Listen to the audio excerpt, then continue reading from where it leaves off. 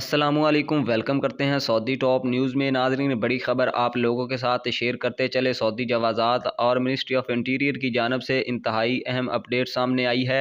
इकामा, तजदीद, छुट्टी और कर्फ्यू और लॉकडाउन के हवाले से बहुत बड़ी अपडेट शेयर की गई है सऊदी हुकूमत की जानिब से, जो आप भाइयों के साथ इसी शॉर्ट सी वीडियो में शेयर करने जा रहे हैं। वीडियो को शुरू से आखिर तक आपने लाजमी तौर पर देख लेना है, और अगर चैनल पर पहली बार आए तो चैनल को आपने लाजमी तौर पर सब्सक्राइब कर लेना है। साथ दिए गए बेल आइकन को भी आपने लाजमी तौर पर प्रेस कर लेना, ताकि नई आने वाली वीडियोस के अपडेट्स आप तक जल्द से जल्द पहुंच सकें। इसके अलावा नाज़रीन, सपोर्ट के तौर पर आपने वीडियो को लाइक ज़रूर कर देना है और अपने दोस्तों के साथ भी लाजमी तौर पर फेसबुक और व्हाट्सएप पर शेयर कर दिया करें। तो नाज़रीन, आप भाइयों को बताते चले, अगर छुट्टी की बात की जाए तो किसी भी गैर मुल्की वर्कर को 2023 के पहले महीने में छुट्टी नहीं दी जा रही। कोरोना केसेस बढ़ रहे हैं और फ़्लाइट्स पर दोबारा पाबंदी लगने का ख़तरा है, जिस वजह से जो कंपनियां हैं जिनको वर्कर्स की ज़रूरत है वो किसी भी वर्कर को छुट्टी नहीं दे रही हैं। और दूसरे नंबर पर ऐसे तमाम लोग जिनके इकामे एक्सपायर हो गए और उन्होंने तजदीद करवाने के लिए, रीन्यू करवाने के लिए दिए हुए हैं।